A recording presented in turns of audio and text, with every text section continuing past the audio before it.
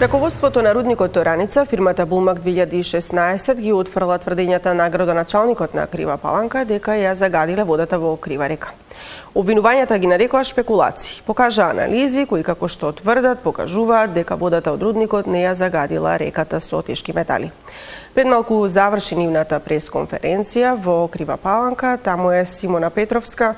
Симона, кои се објаснувањата на компанијата? Да, Весна, ова е местото каде што пукнала цевка во рудникот Тораница на 14 март утрото во 6 часот и 20 минути. Од тука излеала техничка вода, како што тврдат од рудникот, и се слеала, продолжила да се излева надоле по овој пат на околу 500 метри одовде се слеала во Тораничка река. За како што тврдат од рудникот Тораница, таа не е опасна, односно не ја загадила Крива река, како што деновиве информираше или обвинуваше градоначалникот на Крива Паланка. Од фирмата Булмак велат дека може би имало заматување на Крива река, но се убедени дека тоа не е односно дека тоа не е од рудникот Тораница. Да погледнеме дел од нивните изјави.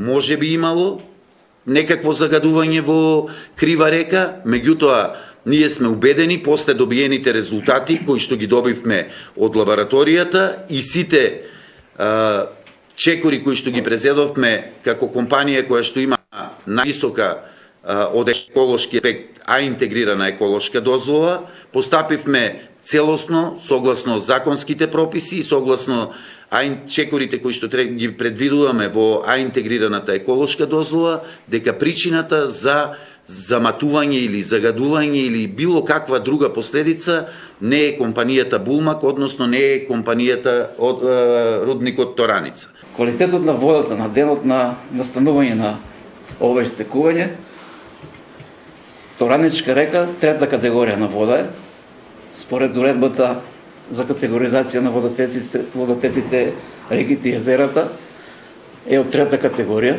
Испоредена вредностите од трета категорија со добиените резултати е заклучено дека има надминување на концентрацијата на оловот.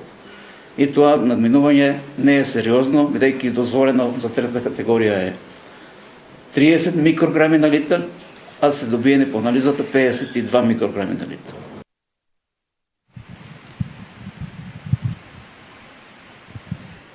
Да.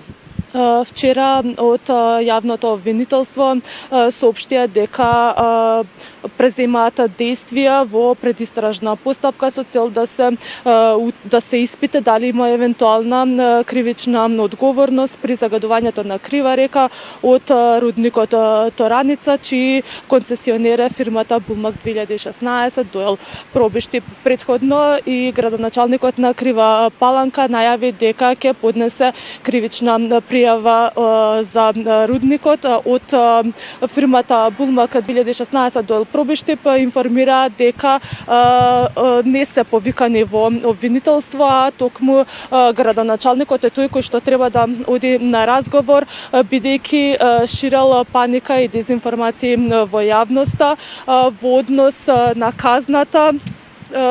Во однос на казната, Министерството му изрече казна на фирмата Булмак 2016 за од 180 до 200.000 евра, а директорот тврди дека досега не добиле никаква казна, односно дека има постапка за казна. Комисијата при Министерството за животна средина одлучува дали и колкава казна ќе добијат. Тука предлагам да го погледнеме и овој дел, односно овие изјави. Нема причина да бидам повикан, тоа градоначалникот ме плаши. Значи, повеќе би требало градоначалникот да биде повикан на разговор во обвинителство, затоа што безпотребно ствара паника и ги плаши сите жители и на Крива Паланка, и на целата околина, па и на цела држава. Ние ќе одиме на спогодување со Министерството за животна средина. За сега тоа се пишува согласно закон дека е толку казна. Меѓутоа решение за плаќање на казна се уште нема.